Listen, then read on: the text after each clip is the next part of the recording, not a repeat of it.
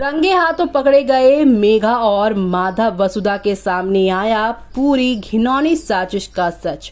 जी हाँ, जीटीवी के most popular serial वसुधा की कहानी में आप सभी देख ही पा रहे हैं कि मेघा चाहती हैं कि वसुधा की माधव से जल्द शादी हो जाए और मेघा जो है वो ये चाहती हैं कि माधव के साथ वसुधा चली जाए और इसकी वजह से ये होगा कि वसुधा देव के घर से निकल जाएंगी और देव के साथ जो चाहे वो मेघा कर पाएंगी।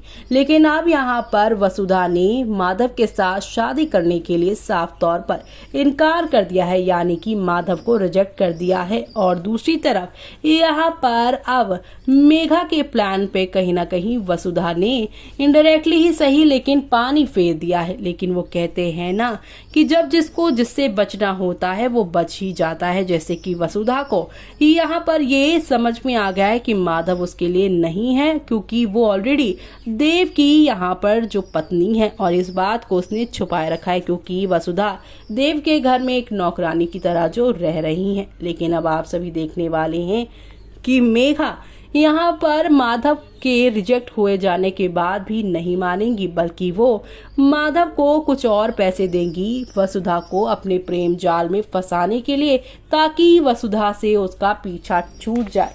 लेकिन अब पकड़े जाएंगे माधव और मेघा एक साथ।